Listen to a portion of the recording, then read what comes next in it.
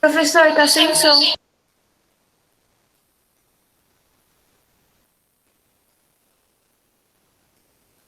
Tá sem som de novo. Ué. Aí, Então, voltou. vê se voltou. Voltou. Tem meio mau contato aqui. Segurou? Tá saindo normal? Tá. Arruma a câmera, por favor. Arrumo. Vou colocar no modo que estava antes, né? Que é o geral. É, pode ser. Assim? Ou assim? Primeiro. Assim? É. Então tá. Então, o chumbo, vamos voltando à questão, é um metal? É. Cadê o chumbo na tabela periódica? Geralmente, se olhar para uma tabela periódica, os metais devem situar aonde? Tem duas famílias que começam pelo nome metal. Como é que são o nome das duas famílias que começam pelo nome metal? Metais alcalinos e alcalinos terrosos. Onde é que elas estão? As duas primeiras. O chumbo está lá? Não. Depois a gente disse que a parte do centro da tabela periódica, os elementos de transição, tanto os externos quanto os internos, também são todos metais, certo? Metais de transição, inclusive o nome deles. O chumbo está lá? Não. E a gente lembra ainda uma regra da química inorgânica, lá das ligações da química geral, que diz que o metal tem geralmente de 1 a 3 elétrons na última camada. Concordam comigo? Então, em teoria, família 1A, família 2A, família 3A. Concordam comigo? O chumbo está na 3A, pelo menos? Onde é que está o chumbo? Na 4A. E não é só o chumbo que é metal também. Se você pegar e cair para a ponta, lá no finalzinho tem o polônio, que também tem características metálicas, já está na família 6A. Certo? Então, cuidado com as definições. Como regra geral nas ligações químicas, a definição está correta. O metal tem geralmente 1 a, no máximo, 3 elétrons de valência. Mas existem metais que possuem mais de 3 elétrons de valência. Olha alguns exemplos da tabela periódica. Perfeito? Porque para ser metal, ele deve seguir algumas características. Nós chamamos de características dos metais. Quais são? Os metais são bons condutores de energia. Os metais são dúcteis e maleáveis. Estão lembrados dessa informação? Ser bom condutor de energia significa que, se você quer ser uma barra metálica, imediatamente a energia se transfere para a ponta. Vai sentir o calor rapidinho aqui. Tanto é que o que é que traz a energia elétrica para a lâmpada, para tudo que estiver ligado nessa sala aqui? Um fio de cobre, certo? Que é o melhor condutor? Não. Qual? Aliás, foi pergunta do show do milhão uma vez e o cara errou feio. Qual o melhor condutor? Dos melhores condutores? É o metal também. Ouro e platina. Agora, se você fizer, e prata, né? Se fizer toda a fiação dessa sala com ouro, vai dar certo? Só a fiação vai ficar mais cara que o prédio inteiro. Estou falando só dessa sala. Hã? A condução é bem melhor. Já viu quando os músicos trabalham, aí tem aqueles plugs que eles encaixam, e aí os melhores são os banhados a ouro? Ah, por quê? Porque é melhor, tem menos ruído, menos distorção, né? Então são os metais que mais conseguem transmitir a energia, sem perda adicional. A perda, né, de energia, desde a hidrelétrica até chegar aqui, é tudo fio de cobre que transmite. É brutal. Tipo assim, você investe uma grana violenta em 1 milhão para receber 1.000, que o resto se dissipa pelo caminho, certo? O ideal seria que fosse um bom condutor. Só que não dá para fazer. A fiação dessa sala ficaria inviável, feita de ouro. Os melhores músicos têm aqueles plugs banhados a ouro, que a fiação inteira não dá para ser, certo? Mas a gente esqueceu o Tesla lá atrás, que na verdade a corrente elétrica, né, pode ser transmitida pelo ar. E os caras já estão voltando a esses estudos aí. Se tudo der certo, o futuro será totalmente sem fio, inclusive para eletricidade. Tá? Mas vamos deixar os estudos prosseguirem. Só que Tesla, já tinha falado isso lá, no começo de 1900, lá vai bolinha. A indústria do cobre literalmente matou essa ideia e falou, tem que ser cobre. E enterraram o cara que estava certo. Alguns cientistas chegam a dizer que é o seguinte, se a gente tivesse escutado o Tesla, estamos no terreno da especulação. Não há nenhuma evidência científica do que eu vou falar agora. Alguns cientistas falam isso, certo? E se tivéssemos seguido o Tesla, eu estou falando de 1900, tá? 1900 vai alguma coisa. e todos os seus conceitos de transmissão de energia sem fio, a telefonia celular teria chegado na década de 40. Chegou quando? A telefonia celular no Brasil, pelo menos, na década de 90, certo? Vocês já são nativos digitais, já nasceram no mundo totalmente digital com a tecnologia usando. Agora, pensa se essa tecnologia tivesse realmente acontecido antes até da Primeira Guerra Mundial, da Segunda Guerra Mundial. Então, na década de 40, o salto que nós teríamos. Mas esse é um assunto para a física discutir, a gente está falando de metal, certo? Voltando para a química. 2 exemplos de organometálicos. O famoso chumbo tetraetila e aqui um chamado composto de Grignard. Nós vamos estudar em reações orgânicas lá na frente.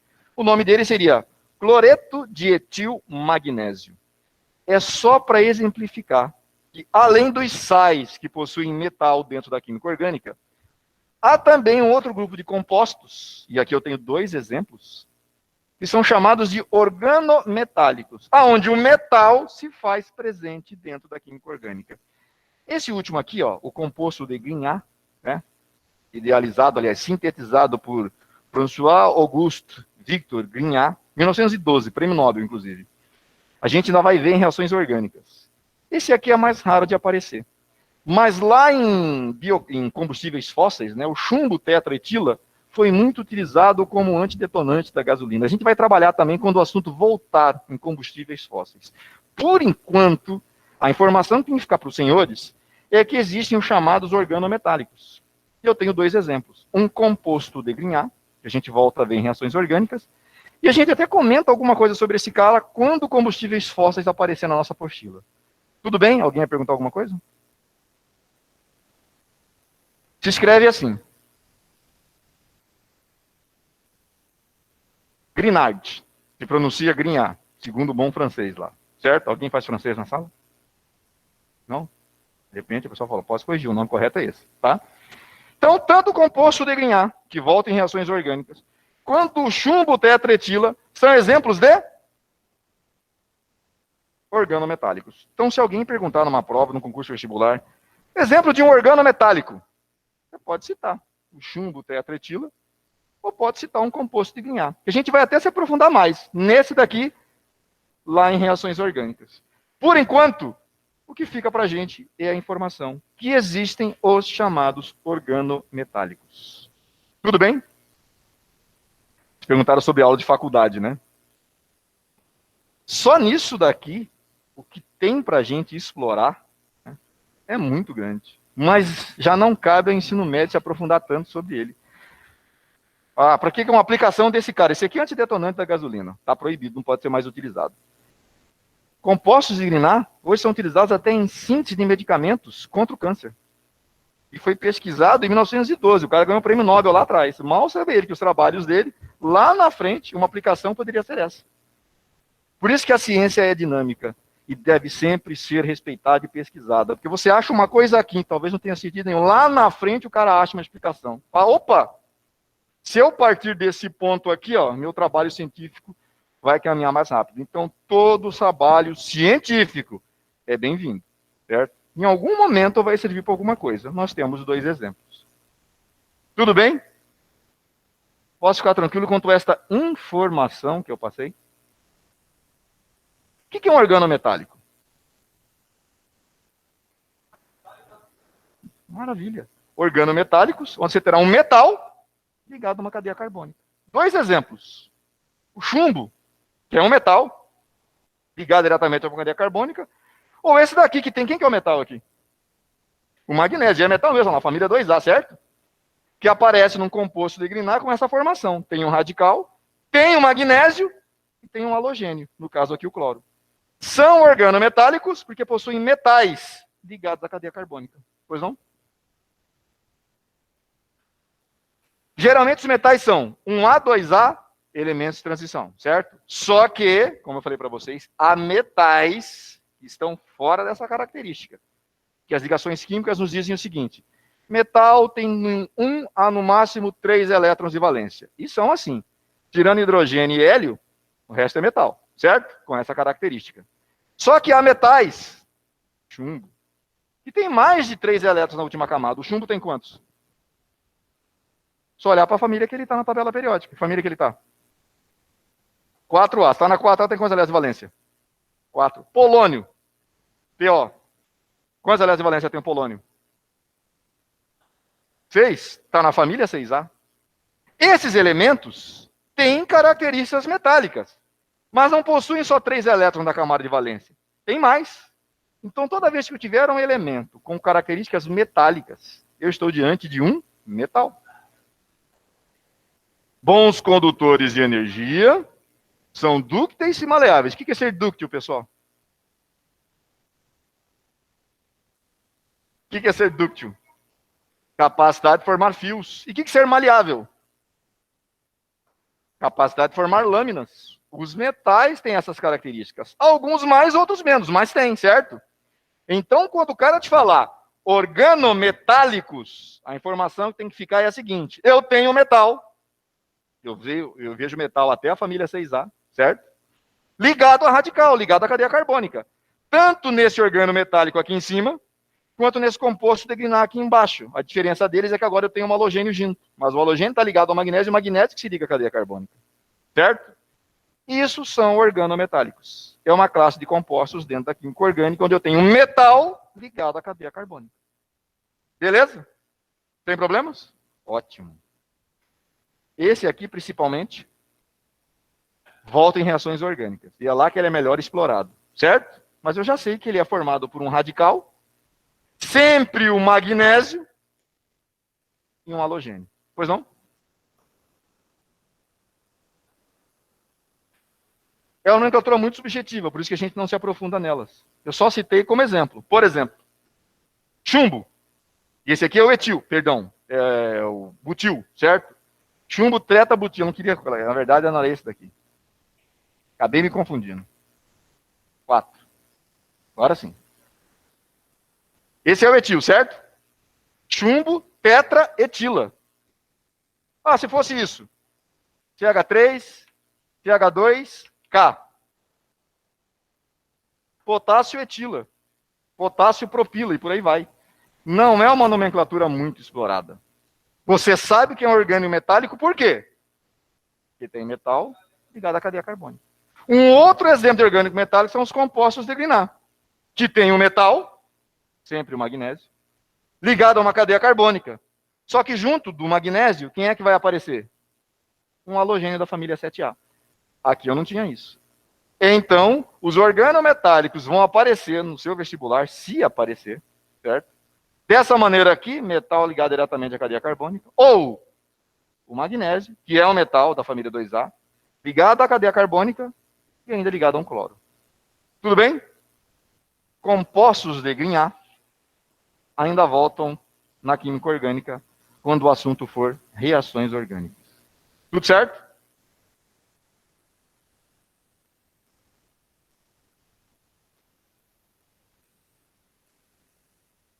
Isso é um organometálico? Não. Por quê? Não tem metal ligado à cadeia carbônica.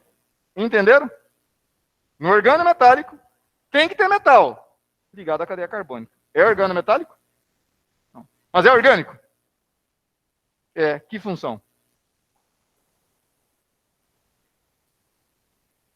Que função? Tem a carbonila. Que função é essa?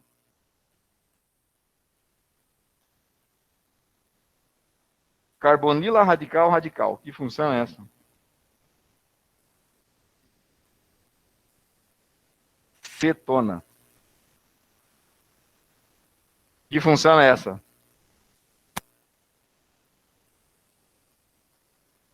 Tem uma hidroxila e tem uma carbonila. Que função é essa? Ácido carboxílico. Que função é essa? Aldeído. Que função é essa? Sais de ácidos carboxílicos. Tem metal, certo? Mas é um sal de ácido carboxílico. Olha o orgânico metálico. É o metal está ligado diretamente à cadeia ou aparece na forma de um composto de Grignard. Claro que é um universo muito pequeno. A química orgânica é muito vasta. É só para conhecimento de causa. Tudo bem? Beleza. Lembrando sempre, pessoal, que química orgânica, 50% do caminho é o quê? Reconhecimento de função. Reconhece a função, pô, andou 50%. Pois não, doutor? Pode falar. Não importa mesmo, tem que perguntar agora. Significa que o chumbo está ligado a 4 radicais etilas. Chumbo, etil, etil, etil e etil. É a valência, quantas vezes ele aparece. Valência não, a quantidade que o grupo aparece. Esse 4 aqui, na verdade, é a carga do chumbo, lá em ligações iônicas. Lembra? Carga do cátion, carga do ânion, faz a dança do escorrega. Já viram isso? Isso. Ainda bem que ano que vem, no terceiro ano, o que acontece? Rever tudo. Só que a orgânica desde o começo, a atomística desde o começo, a físico-química desde o começo. A diferença é que é ao mesmo tempo. E serão 3 frentes, cada frente trabalhando com uma área da química. Ao mesmo tempo que vão estar estudando os átomos, modelo de Dalton, modelo de Thomson, começo da história, certo? Passando tabela periódica, ligações químicas. Outra química vai estar no começo da química orgânica. Átomo de carbono, 3 frentes. E a outra vai estar em físico-química, termoquímica, soluções, certo? É o super terceirão.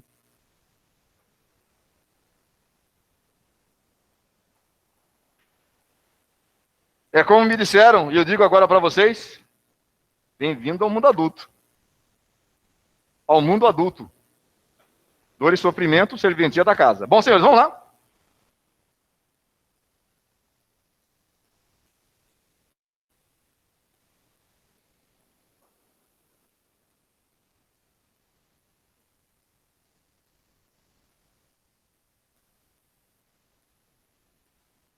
Séries orgânicas para fechar. Funções, parou aqui. A última que a gente viu foi como reconhecer um organometálico. O que é um organometálico? Beleza? Chegamos nas séries orgânicas. E nós temos 3 tipos de séries orgânicas. A homóloga tem acento? Sim, aonde? É uma proparoxítona, oxítona, nesse aqui? Nesse aqui? Assim? Aqui tem acento? Aqui tem acento? Aqui também? E aqui também tem? Na onde? Aqui? Muito bom. Proparoxítona, oxítona ou proparoxítona? Não é mais nada disso. Muito bom, senhores. Significa que estamos preparados para o vestibular, não é verdade? Pelo menos na parte de gramática está todo mundo manjando. Vamos à parte de química? Séries orgânicas. Professor, Pois não? o senhor pode mudar a câmera, por favor? Posso. Vê aí qual que vai ficar legal. Essa? Melhor, né? Obrigada. Nada. Séries orgânicas. Vou colocar alguns compostos aqui, pessoal. CH4, CH3, CH3, CH3, CH2, CH3. Vamos analisar o contexto? Primeira pergunta, só sobre isso que eu coloquei aqui. Que função é essa? Que função eu tenho aqui? Hidrocarboneto. De que classe dos hidrocarbonetos eu coloquei os exemplos? Alcanos. O que são hidrocarbonetos considerados alcanos? Só pode ter ligação simples no átomo de carbono, certo? Comecei com o primeiro cara da série. Como é o nome desse composto? Metano. O nome desse aqui? Etano. E o nome desse aqui? Propano. Notem que as cadeias carbônicas estão aumentando. Não estão? E a diferença do primeiro cara da série para o segundo cara da série, qual a diferença entre eles? É que aqui existe um grupamento CH2, CH2, a mais. Pega um CH2 e soma com um CH4. Não vai dar isso aqui? Qual que é a diferença desse para o próximo? É que desse para esse tem um grupamento CH2 a mais. Entenderam a jogada? Se eu fosse construir o próximo, qual seria a diferença desse para o próximo? Vamos escrever aqui, CH3, CH2, CH2, CH3. Qual a diferença desse para esse? Um CH2 a mais. Então, senhores, os senhores acabaram, pelo menos eu entendo dessa maneira, de assimilar o conceito de uma série homóloga. Uma série homóloga é constituída por sequências de compostos orgânicos que a diferença de um para o outro é a presença de um grupamento CH2. Para ir do metano para o propano, o que aconteceu? Entrou um grupamento CH2 a mais, não foi? Ou seja, entrou mais um átomo de carbono, mais 2 átomos de hidrogênio. Concordam comigo?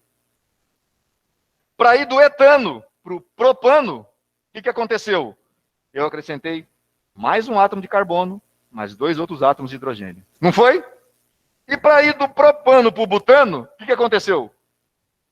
Coloquei mais um átomo de carbono, mais 2 átomos de hidrogênio. Portanto, uma série será considerada homóloga quando a diferença de um composto para o próximo for justamente a presença de um grupamento CH2. Se eu vou nesse sentido, eu estou sempre acrescentando um grupamento CH2. Concordam comigo? Se eu vou no sentido contrário, o que eu estou fazendo? Retirando sempre quem? Um grupamento CH2. Entenderam o que é uma série homóloga? Se vocês entenderam, me citem os 3 primeiros homólogos da série do álcool mais simples que existe. Primeira coisa, você vai pensar o que é álcool. Segunda coisa, qual é o álcool menor que existe? O que é álcool? Uma hidroxila ligada a carbono saturado. Qual é o menor álcool que existe? Metanol. Então vou começar por ele. Bom, do metanol, se eu quero o próximo numa série homóloga, quem será? Etanol. Porque do metanol para o etanol, o que eu acrescentei? Um grupamento CH2. Na hidroxila eu não estou mexendo. Eu estou mexendo no tamanho da cadeia carbônica. Entenderam? Do etanol, quem será o próximo? Propanol. E por aí vai. Assimilaram um conceito do que é uma série homóloga? A diferença entre os compostos da série é literalmente o quê? Um grupamento CH2. Beleza?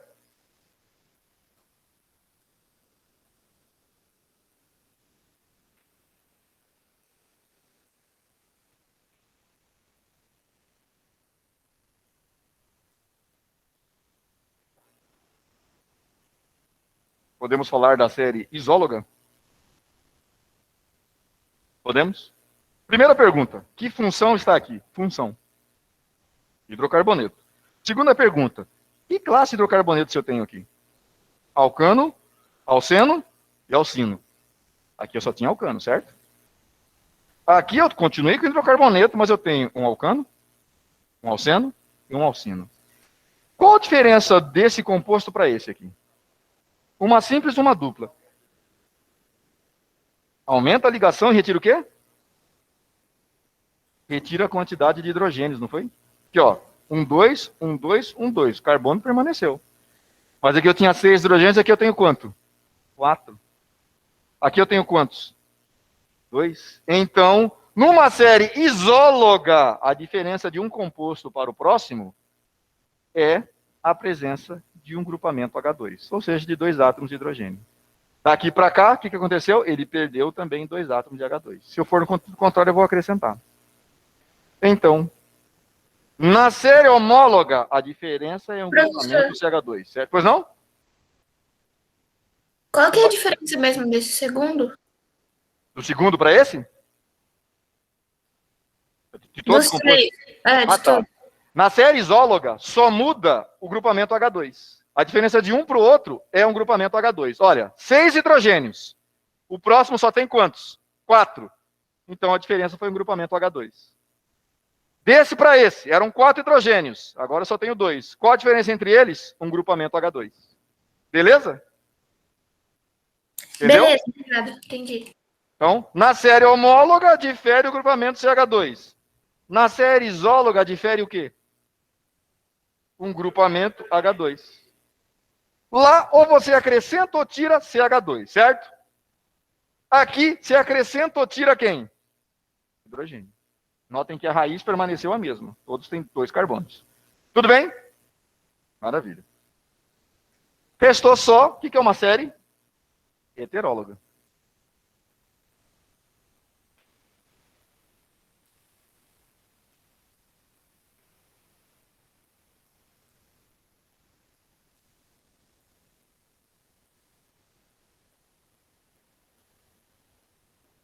Só para A série não é só formada por 3 não, tá, gente? Pode ser quantos os caras conseguirem colocar na série, certo? Então vamos lá. Primeira pergunta. Os 3 compostos colocados pertencem à mesma função? Que função é a primeira? Função, não é o nome do composto. Função. C dupla OH. Aldeído. Segunda, C dupla OH. Ácido carboxílico. A última, OH ligado a carbono saturado. Álcool. Aldeído. Ácido carboxílico. Álcool. Certo? Funções completamente diferentes. Os senhores concordam? O que eles têm em comum? A mesma quantidade de carbonos. Vamos aos nomes? Nome do primeiro. Ácido. Usando a nomenclatura oficial, tá? Met, et, prop, but. Ácido e... etanóico. Certo? Nome do segundo. Perdão. Nome do primeiro é etanol. É aldeído. Nome do segundo. Etanóico. Nome do terceiro.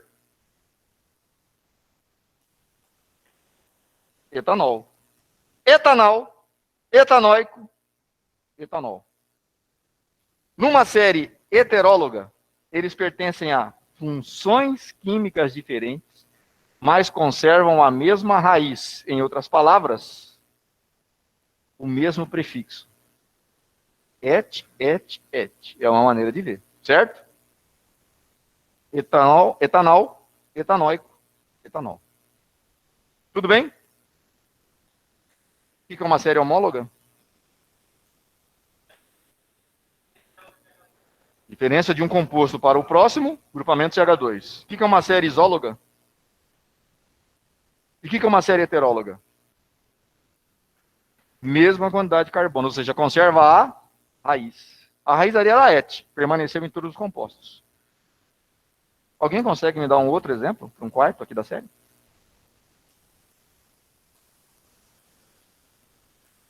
Etano, que é o hidrocarboneto, certo? Etilamina, a raiz está sendo conservada, et. Entenderam a diferença? Séries orgânicas são essas 3. A homóloga, a isóloga e a heteróloga. O exemplo clássico da homóloga é com os hidrocarbonetos. Do mais simples, que é o metano, certo? Até você pode aumentar indefinidamente o tamanho da cadeia carbônica, inclusive incluir cadeias ramificadas, desde que a diferença seja um grupamento CH2. Tudo certo? Senhores, literalmente, ali, aqui, a parte de funções orgânicas desse ano, da segunda série do ensino médio, chegou ao fim. A partir da semana que vem, nós já entramos no assunto isomeria. E para a gente entender a isomeria, nós temos que ter conhecimento das funções orgânicas estudadas até então. Professor, Pois não? qual que é a diferença mesmo do terceiro? É heteróloga?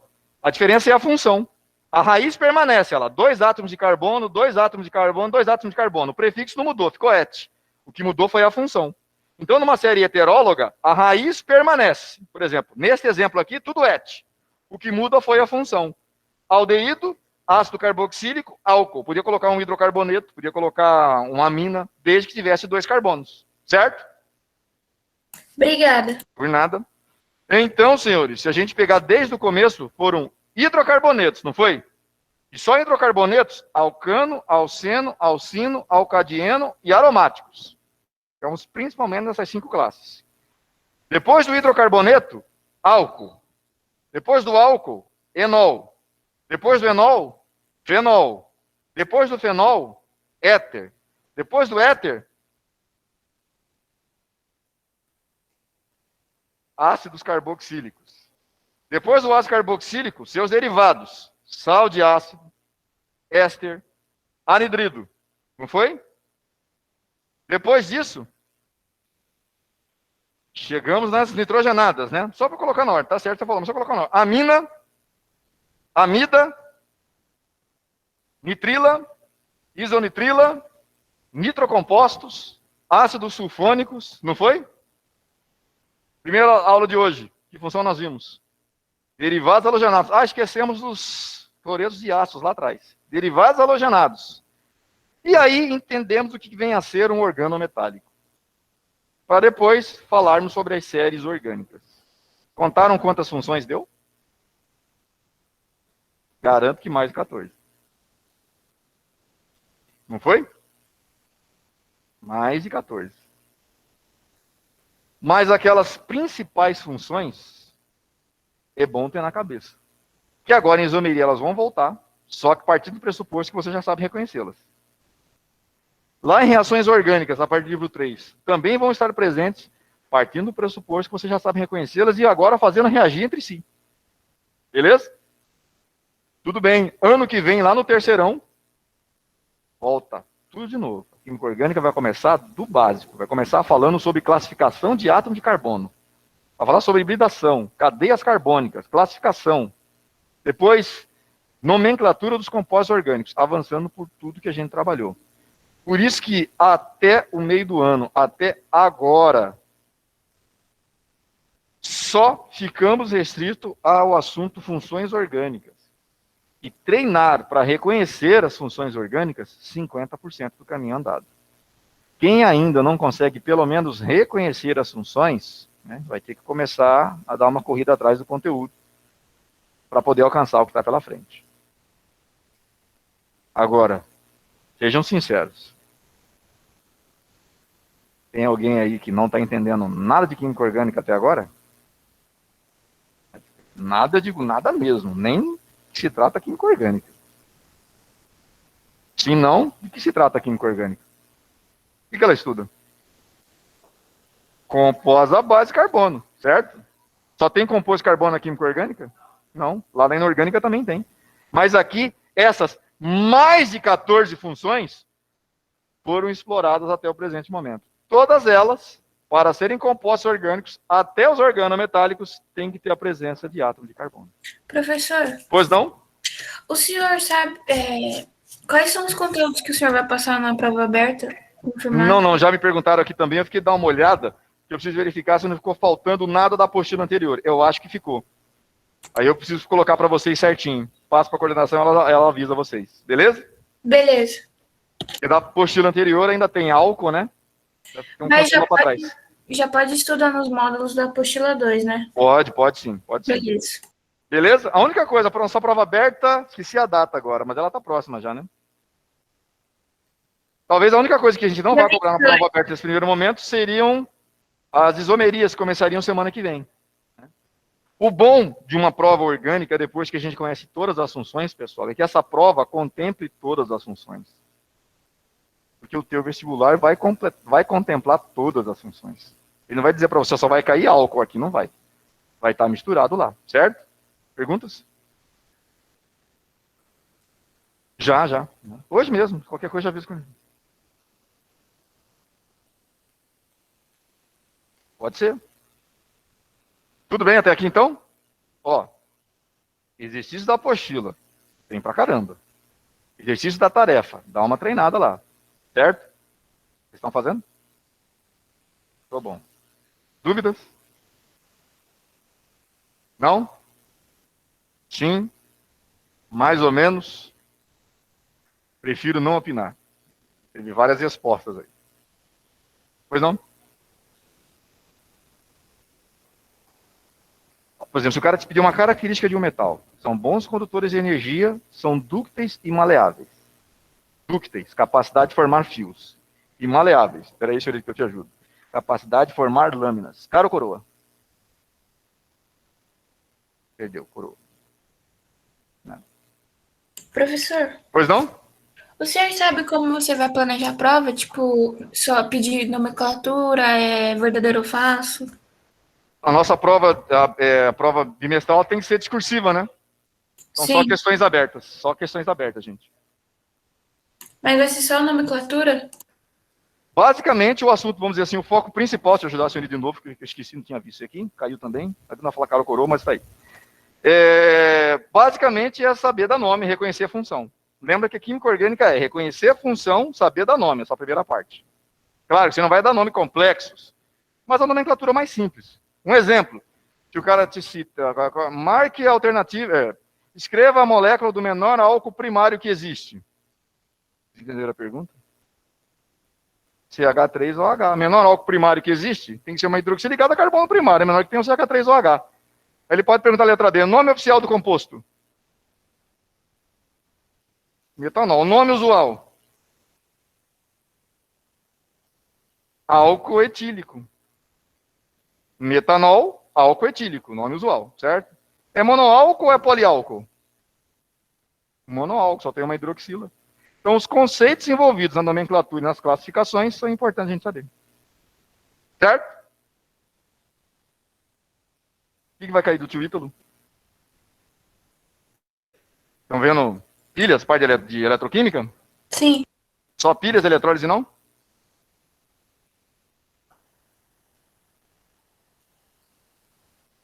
Reações de oxirredução, que são as reações vistas na eletroquímica. Certo? Aí, ó. O tio Ítalo trabalha físico-química pura. A gente trabalha química orgânica. Ano passado, no primeiro ano, não tenho nenhuma dessas duas. O que vocês estudaram? Química geral e química inorgânica. Certo? Ano que vem, lá no terceirão, o que nós temos? Orgânica, inorgânica, físico-química, química geral e a parte envolvendo que é a parte de atomística, né? No conjunto da obra, geral, orgânica e inorgânica, né? Pois não? Vão ser 3 professores ano que vem? O terceiro ano trabalha com 3, são 3 professores. E detalhe, como eu falei para vocês, tudo ao mesmo tempo agora, né? Vai começar a orgânica, vai começar a química geral, né? A parte de atomística, e vai começar a físico-química. Beleza? A diferença é que nós já vimos. Pelo menos temos uma ideia do que vai aparecer. Para muitos, será uma revisão. Para outra, oportunidade de aumentar aquela capacidade que ficou faltando.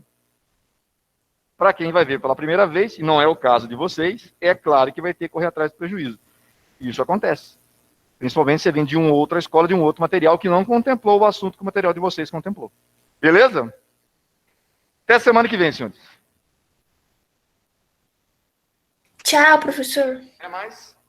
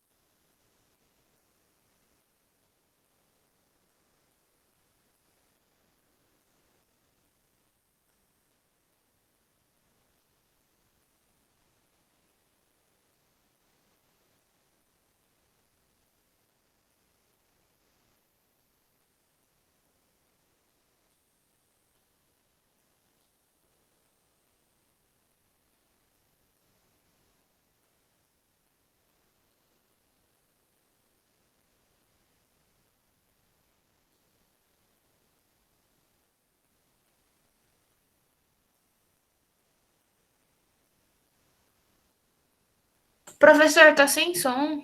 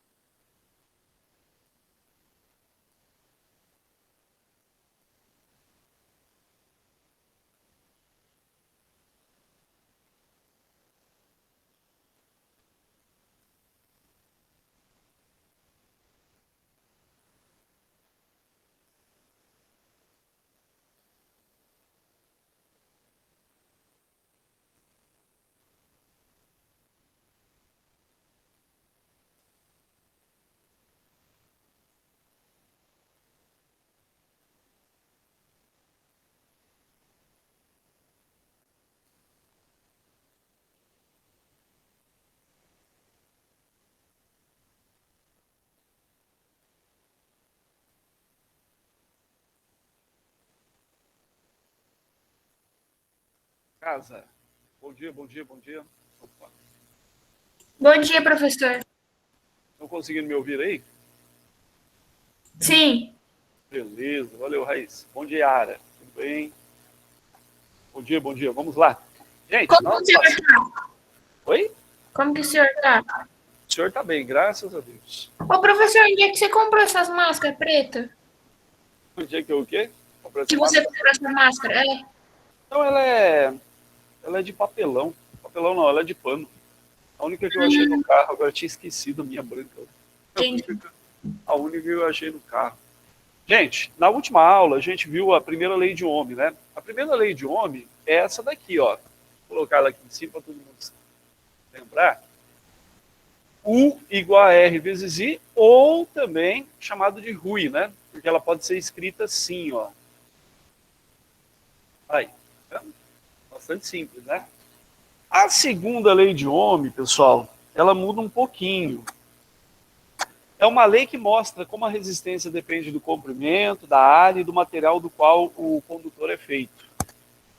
Isso aqui é uma letra grega chamada Rho, isso aqui é o L, isso aqui é o A, né? Então a gente chama de rola. A primeira, a, a primeira lei de Ohm é Rui, a segunda lei de Ohm é rola. Vai? Então é a rola do Rui, né? É a rola do Rui. Você pode usar a rola ou pode usar o Rui. Esse R quer dizer resistência elétrica.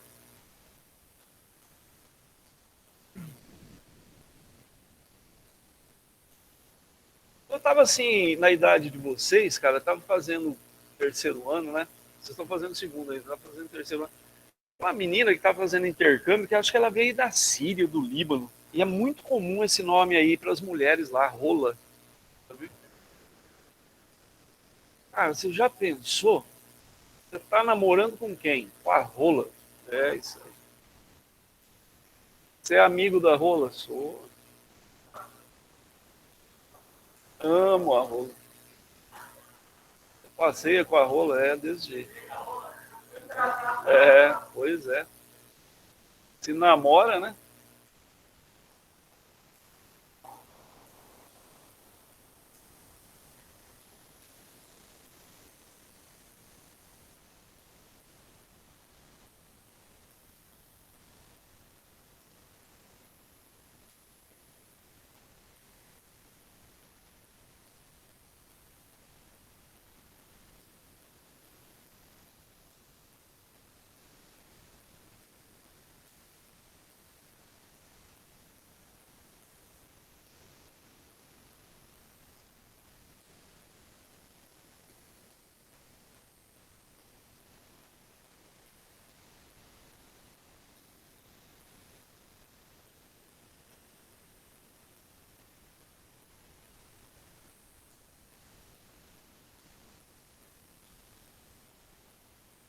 As letrinhas aqui, pessoal, é o significado, né? E a unidade, tá?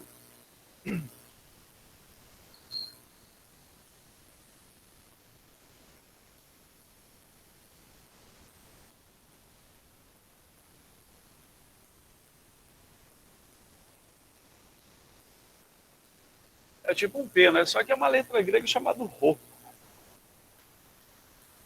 É isso daí. Beleza? Deixa eu ver se o pessoal em casa está vendo certinho. Vou pegar um pouco.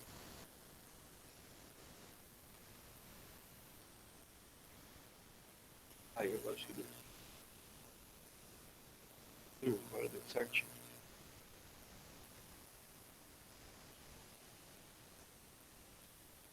Vou fazer uma música. Cara, muito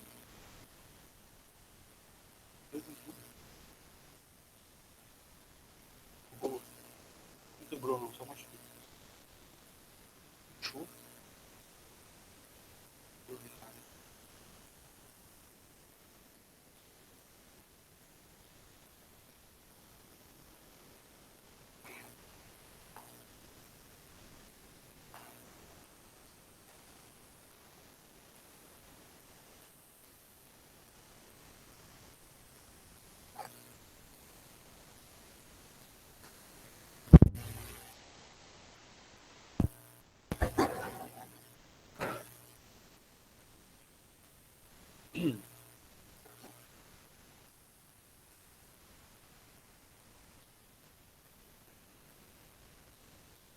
Pronto aí, moçada?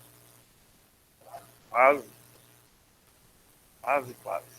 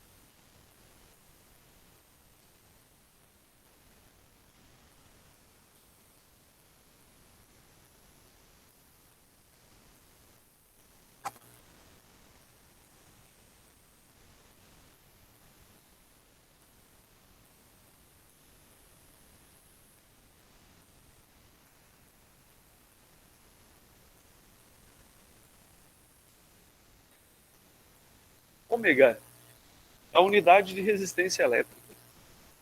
Aquela ferradurinha lá, né? Aqui, ó. Essa ferradurinha aqui, ó. É a unidade de resistência elétrica. Ômega.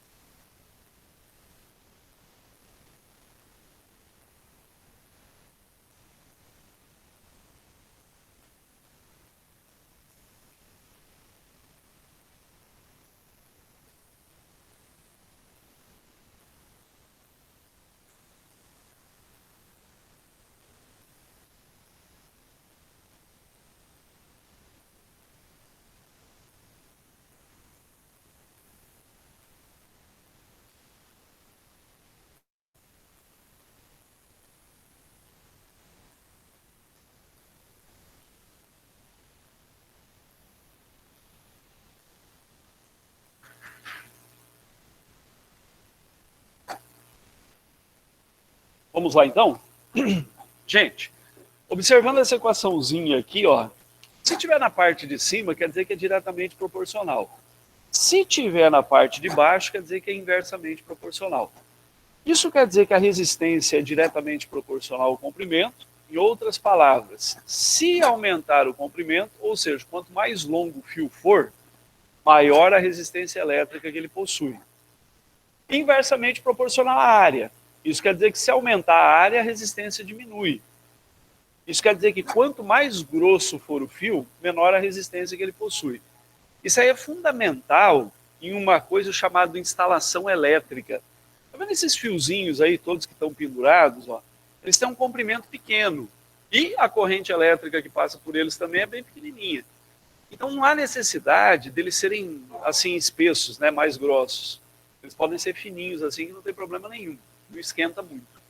Agora, quando você tem muita corrente elétrica passando, como é o caso daqueles fios que ficam pendurados ali nos postes, né, na rua, aí você tem que ter um fio mais grosso para reduzir a resistência elétrica e não esquentar tanto. Se por acaso isso daí não for respeitado, às vezes o fio esquenta tanto que ele acaba derretendo. Então o pessoal, quando vai fazer instalação elétrica, tem que tomar cuidado com isso. O mesmo ocorrendo, por exemplo, aqui na escola. Ó. Nós, nessa sala, estamos bem próximos do relógio de luz. Então a distância entre o relógio de luz e as lâmpadas que estão acesas aqui é bem pequenininha. O fio de lá para cá não precisa ser tão grosso. Mas aquela sala do terceiro B que está lá no fundo, está bem distante do relógio de luz, não está? Então, para você levar energia elétrica lá, você tem que ter um fio mais grosso, porque senão ele vai esquentar muito, ele vai acabar ou derretendo, ou transformando muita energia elétrica em térmica, o que vai aumentar para caramba a conta de luz. Então, quando você vai construir alguma coisa e tem instalação elétrica no meio, tem que se tomar cuidado com essas coisas. Caso contrário, pessoal, pode ocorrer um curto-circuito e se o sistema de segurança não funcionar, pode pegar fogo em tudo, né? Igual aconteceu lá lembra onde o Flamengo, Ninho do Urubu, isso, Ninho do Urubu, lá onde o Flamengo treina. O pessoal foi colocando um monte de containers lá para a gurizada ficar hospedada, né? Porque não tinha hotel, foi construindo uma coisa em cima da outra, ao invés de fazer um negócio bem certinho. E aí o resultado é que foram colocados fios, e mais fios, vai aumentando a quantidade de container, né, para fazer como quarto para a gurizada, e eles não olharam a espessura dos fios a serem utilizados, só foram emendando um fio no outro. Chega uma hora que esquenta muito, porque é muita corrente elétrica passando ao mesmo tempo. E quando você está dormindo e você sente o cheiro de fumaça, por incrível que pareça, a sua força diminui pra caramba, cara. Você tenta até levantar da onde você está, porque você está sendo asfixiado, mas você não consegue. Você não tem mais força muscular para isso. Então tem que se tomar muito cuidado com instalações elétricas, viu, pessoal? Às vezes a gente pensa que não vai dar em nada, mas dá uma zebra danada. Outra coisa também que tem que tomar muito cuidado com lareira, né? Às vezes ocorre uma inversão. Ao invés do ar que está sendo queimado ali, o gás carbônico sair pela chaminé, ele volta, invade o quarto. O monóxido de carbono, ele não tem cheiro, né? E aí você não consegue perceber o que está acontecendo. Você fica simplesmente sem força para reagir. Fala aí, Caio. O ideal seria não ter lareira. Seria ideal. Ter um aquecedor elétrico, seria um pouquinho melhor. Porque vira e mexe tem esse problema aí, né? E não aquecedor a gás, tá? Aquecedor elétrico, tá, pessoal? Aquecedor a gás também ele dá problema. Igual uma família de brasileiros que foi lá para o Chile, né?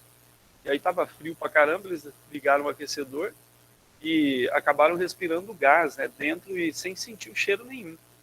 E todo mundo vai ficando sonolento, não percebe o que está acontecendo, quer dormir, e aí dorme e morre asfixiado por conta disso, né? Então tem que tomar bastante cuidado. Uma é instalação elétrica, outra é sistema de aquecimento a gás, tá, pessoal? Tem que sempre ser verificado isso aí. Aqui está escrito o que significa cada uma dessas letrinhas. Ó. O R quer dizer resistência elétrica, a unidade é o ohm. O Rho quer dizer resistividade elétrica, a unidade é ohm vezes metro. O L é o comprimento do condutor, a unidade é um metro. E o A é a área da secção transversal, e a unidade é metro quadrado. É muito comum ele dar a área em milímetro quadrado. Vamos ver como é que a gente faz para transformar? Vamos supor que seja assim, ó, uma área igual a 5 milímetros quadrados. Sempre que tiver assim, pessoal, procura colocar entre parênteses, ó, a unidade. ela inteira está elevada ao quadrado. Isso aqui, ó, tá vendo esse primeiro mzinho? Não é uma letra, isso aqui é um número, é 10 elevado a menos 3. Então a gente vai poder escrever assim, quer ver? Ó, 5, entre parênteses, 10 a menos 3, metro, aí, elevado ao quadrado. Agora, quando tem uma multiplicação entre parênteses, né, e tem um expoente, você eleva os dois caras ao número do expoente. Nesse caso aqui, 10 a menos 3 ao quadrado, você pode multiplicar direto os expoentes, que também dá certo. Então você pode escrever assim, ó, 5 vezes 10 menos 3 vezes 2 dá menos 6. M elevado ao quadrado, metro quadrado. Aí, prontinho. Tá vendo? Então, para passar de milímetro quadrado para metro quadrado, que foi o que nós fizemos, basta multiplicar por 10 elevado a menos 6, né? O pessoal que gosta de decorar, e tem um pessoal que gosta de saber de onde sai. Aí, ó, explicado de onde que sai esse 10 elevado a menos 6. Às vezes tem que usar isso aí, tá? Às vezes não é necessário, mas às vezes a gente tem que utilizar isso daí. Beleza? Muito bem, então. Pessoal, agora que a gente já mexeu com o Rui, que é a primeira lei de Ohm, com a rola, que é a segunda lei de Ohm, né? Vamos ver se a gente consegue fazer uns exercícios que tem aí na apostilinha. Trouxeram a apostila número 2? Apostila 2. Aí.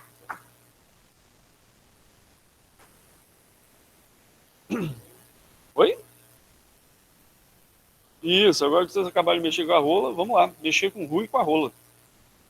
Página 375, exercício número 1. Pessoal de casa tem alguma dúvida aí ou tá de boa? Tá de boa. Tá de boa, isso aí, Raíssa.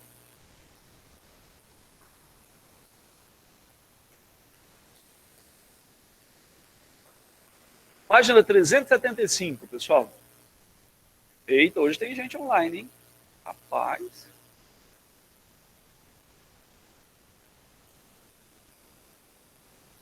Hoje tem. Não sei se todo mundo tá acordadinho aí, mas tá aí. Prova aberta, né, professor? Página 375.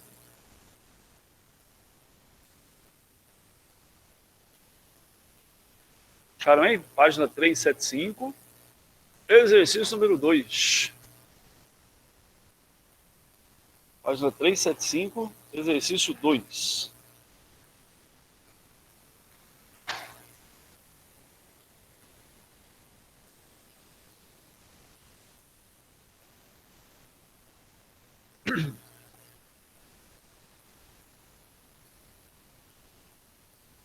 Vamos lá? Exercício número 1, página 375. Acharam?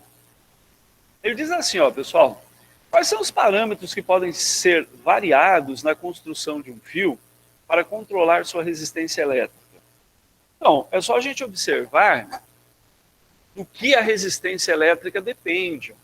Aí, a resistência elétrica depende do comprimento, depende da área e depende do material do qual o fio é feito. É isso aí. Exercício 1, página 375. Isso, 375, pessoal. Acharam aí? Física B de Boston. Isso. Muito bem, então a resistência depende do quê? Do comprimento do condutor, depende da área, ou seja, a espessura do fio, né? Depende da área do condutor, área da secção transversal, pessoal. Você fala, o que é a área de secção transversal? Ó, para quem não lembra, a área da secção transversal é isso aqui, quer ver? Ó? Você tem um fio, igualzinho esse aqui, um pedacinho de fio só, não sei se é um fio de quilômetro de comprimento, não. Ele está aqui, ó.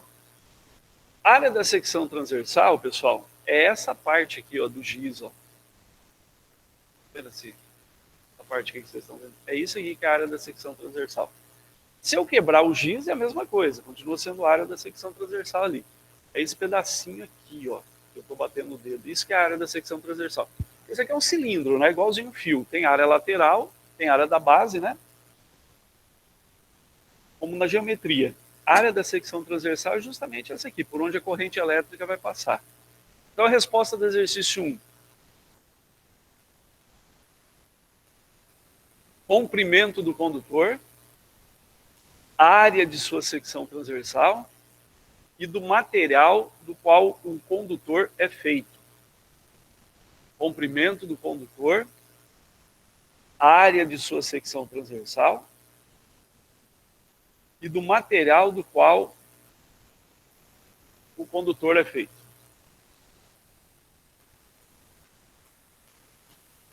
Professor, o senhor pode repetir, por favor? Posso. Comprimento do condutor, área da secção transversal e do material do qual o condutor é feito. O condutor nada mais é que um fio, né? Pode ser de cobre, pode ser de alumínio, pode ser de ouro, pode ser de ouro. Pode.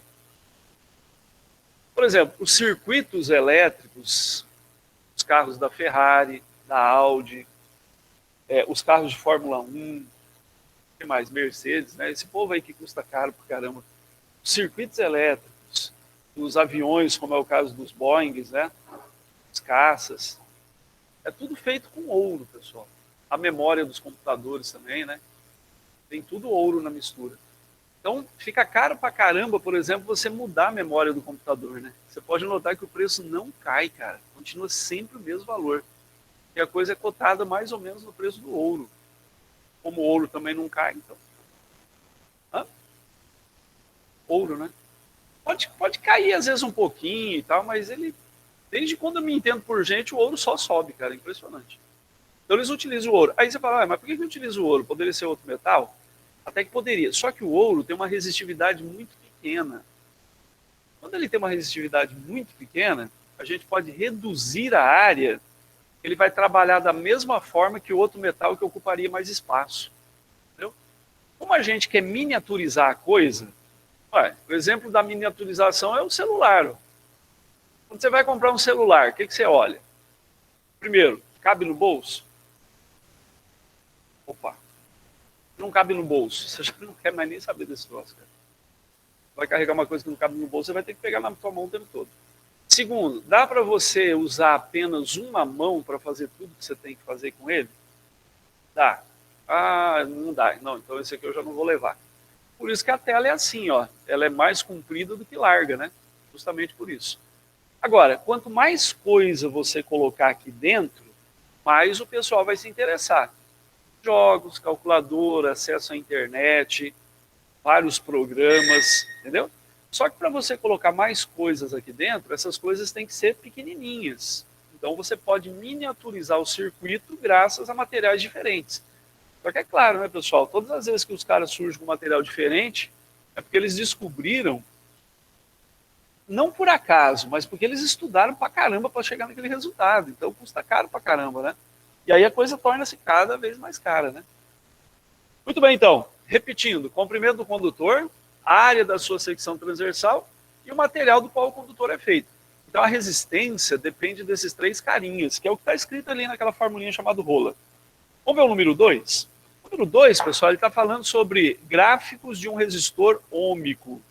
O resistor ôhmico é aquele que a resistência elétrica é sempre a mesma, é sempre constante. Um dos gráficos de um resistor ôhmico é esse aqui, ó. Bora apagar essa primeira parte aqui, né, moçada? Um dos gráficos de um resistor ôhmico é esse que nós vimos na aula passada. É uma reta que passa pela origem, né? Quando você tem tensão em função da corrente. Aqui, ó. Esse aqui é um dos gráficos de um resistor ôhmico. Ó. Tensão em função da corrente. Ou pode ser corrente em função da tensão, né? Aí, desse jeito. Aí, isso é gráfico de um resistor ôhmico. Mas a tensão tem que ser tensão em função da corrente elétrica, uma reta passando pela origem. Agora, tem outros, né? E, ó, se você tiver tensão em função da resistência, o gráfico do resistor ôhmico ele vai ser assim, ó. Para qualquer valor da tensão, você está tendo sempre a mesma o quê? Resistência R aqui, ó, tá vendo? A tensão pode aumentar, pode diminuir, que a resistência sempre vai ter o mesmo valor. Ou pode ser assim também, quer ver, ó? Você tem um gráfico da resistência em função da corrente, ó. Aqui, ó. Aí ele seria desta forma. Qualquer valor da corrente elétrica vai me dar sempre o mesmo valor de quem? Da resistência. Pode aumentar ou diminuir a corrente elétrica, que a resistência permanece sempre a mesma. Então a gente tem que ir atrás de gráficos que sejam parecidos com esses daí, ó. Se tiver o U e tiver o I, tem que ser uma reta passando pela origem. Vamos ver se a gente consegue achar um aí. Letra A não, né? É a letra C aí, tensão em função da corrente, uma reta passando pela origem. Então, primeiro, o gráfico que está na letra C. Qual outro? Não, o A é R em função do U, né? Pode ser D? É, pode ser D. O gráfico que está na letra D de dado. A letra E também. E o gráfico que está na letra E. Aí você fala assim, professor, mas e o da letra F? Então, da letra F a resistência está variando, né? Você pode notar, a tensão é que é constante. Quem está variando é a resistência. Beleza? Vê se você consegue fazer o 3 e o 4 agora. Vou dar um tempinho. Então, a resposta desse exercício número 2, letras C, D e E. Oi? A D aí? Vou fazer a D e a E aqui. Espera aí. Pode apagar aqui? Pode. Vou fazer a D e a E.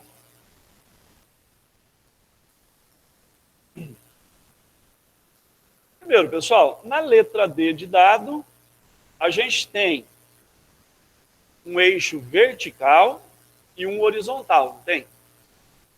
Aí dá uma olhadinha aqui para mim, na vertical, qual a letra que tem aqui? R. E na horizontal? I. Aí. E o gráfico, ele é horizontal ou vertical? Aqui, ó. Assim, né?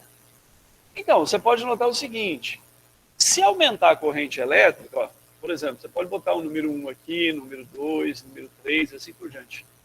E você quiser saber qual é a resistência, basta você sair da corrente, bater no gráfico e vir para a esquerda. Aí a resistência é R, né?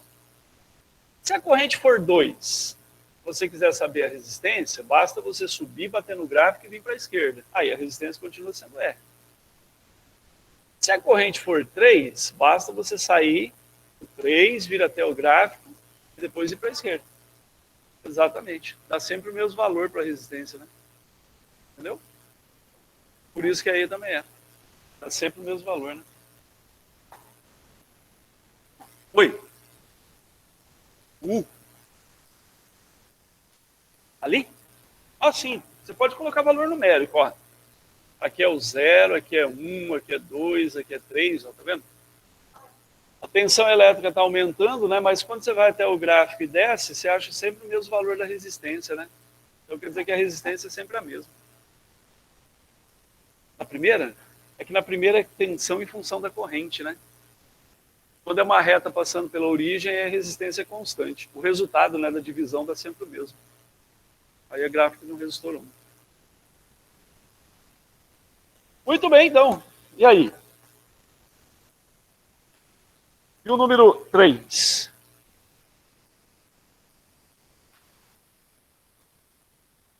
Número 3, pessoal, parece que ele fala da tensão, fala da corrente, que é a resistência, não é?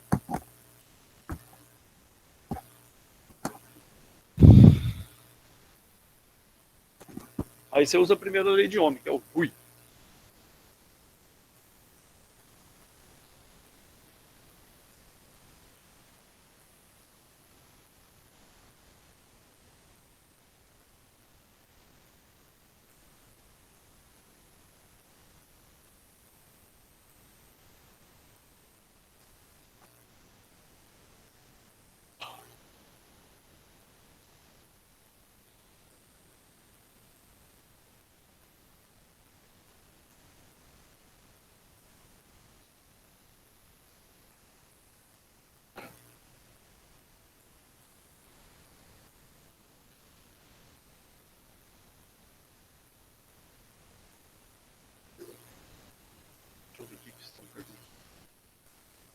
Oi, pode falar, Thales.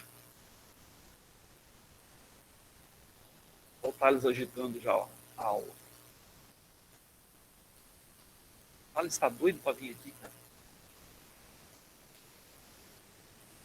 É verdade que vai fechar tudo do dia 11 até o dia 24? Campo Grande vai entrar na bandeira cinza amanhã, né? Agora não sei se vai fechar tudo, viu, pessoal? Oi? É a pior situação, bandeira cinza ou não? Não é pior, né? Eu acho que a bandeira preta é que fecha tudo mesmo, né? Eu sei que nós entramos na bandeira cinza a partir de amanhã, porque parece que não tá tendo mais vaga, mas não é todo o estado, né? Tem alguns municípios aqui, o de Campo Grande está incluso. A partir de amanhã, cara. Mas eu não sei se a escola vai fechar.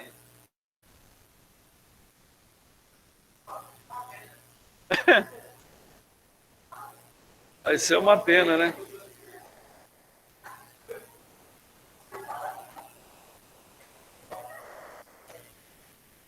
A bandeira cinza recomenda apenas atividades essenciais. Tem que ver quais são as atividades essenciais, né? Não sei se a escola é uma atividade essencial, pessoal. É? Não, se a escola é essencial, não. Então estaremos abertos normalmente.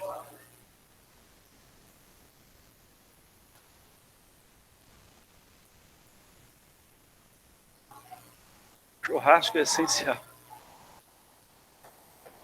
Pois é, rapaz, vocês não param de fazer churrasco aí. Errou tudo. Aí, o outro aí. Pronto aí, moçada, posso fazer?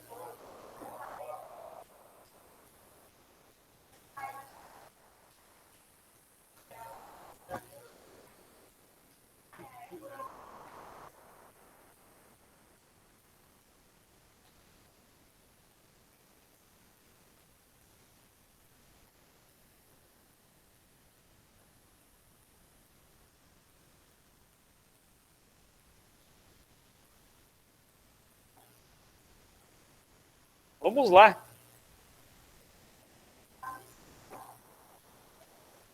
Turma, se um resistor de 2.000 ohms de resistência for colocado na tomada de 110 volts, vamos colocar aqui, ó. A resistência é 2.000 ohms. E a diferença de potencial da tomada é de 110 volts. Ele quer saber qual é a corrente que vai circular, né? É só usar a formulinha. Lembra daquele triângulo? Professor, Oi, não dá pra enxergar. tá conseguindo enxergar? Tá meio, Vai. meio cortando. Ixi, cara, então acho que é a internet, hein? Não, mas tá certinho a imagem aqui, cara. Deixa eu ver se eu consigo ampliar aqui. Não, piorou. É essa daí que eu tenho mais. Não, tá dando sim. Não conseguindo ver? Aí, ó, pessoal. Se eu quiser saber o I, eu tampo o I, né? Fica I igual a quem? U sobre R, não é isso? Então, eu vou poder escrever aqui, ó. I igual a U sobre R. O U vale 110. E o R vale 2.000. Pessoal, se fosse 110 dividido por 2, daria quanto? Esse aqui é o 3? 2 nós já fizemos. Vira 3. Aí, ó, se fosse 110 dividido por 2, seria quanto? 55. Só que não é dividido por 2, né? É dividido por 2.000. Então, eu posso escrever assim, quer ver, ó? 55, aliás, 110, dividido por 2 vezes 10 elevado ao cubo, ó. Aí sim, vai ficar dessa forma aqui, ó. 55, 10 ao cubo pode ir para cima com o sinal do expoente como, pessoal? Negativo, né? Só você trocar o sinal do expoente, ó. Pronto, tá aí a corrente elétrica que o cara estava querendo que a gente determinasse. 55 vezes 10 elevado a menos 3 amperes. Oi? Oi? O que você vai fazer? Pode dividir também. Deu 55 lá. Se bem que ficaria 0,055 ampere, né? Mesma coisa. Vê se você consegue fazer o outro agora. É o gráfico, ó. Acho que é da tensão em função da corrente.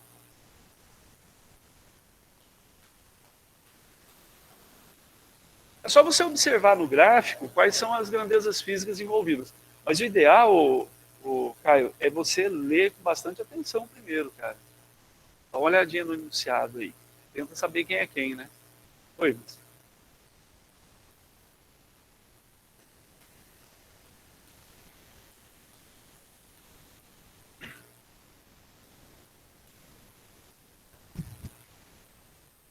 aqui você tem que usar as duas. Tem que primeiro usar o RUI. Isso mesmo, 127. Aí a corrente é 0,8. Isso. Isso, certinho, homem. Aí você usa a rola. É exatamente isso aí. Mas esse 0,8, isso aqui não é o I, isso aqui é o A, que é a área. A área é o que ele quer, ó. A área, será que... da lâmpada, é o diâmetro, então ele tem que achar a área, aí depois fazer πr ao quadrado e achar o raio e depois o diâmetro. Essa é mais enrolada mesmo.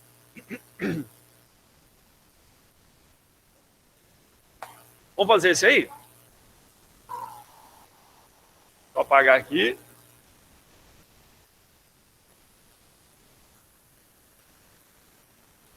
Vamos lá. Exercício 4.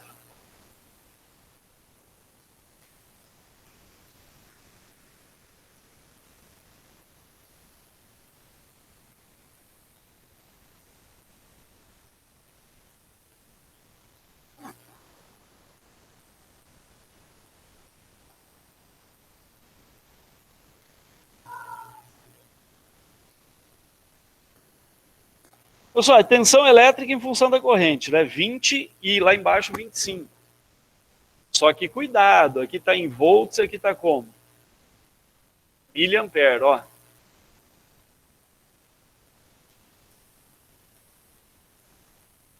Aqui é 20 e aqui é 25, não é? Aqui é o zero. Se você for utilizar esse valor, que é o que nós vamos fazer, tem que lembrar que vai ser multiplicado por 10 a menos 3. Ó. Tá vendo esse Mzinho aqui? É 10 a menos 3. A gente não pode esquecer disso, tá? Eu vou até puxar uma setinha aqui e colocar, ó, 10 a menos 3. Pronto. Agora sim você pode achar a resistência. A resistência não é RUI? Isso, então vamos colocar aqui, ó. Só ir naquele triângulo e tampar o R, né? R vai ser igual a U sobre I. O U vale 20. E o I, pessoal, 25 vezes 10 a menos 3. Certinho? Se fosse 200 dividido por 25, acho que daria 8, né?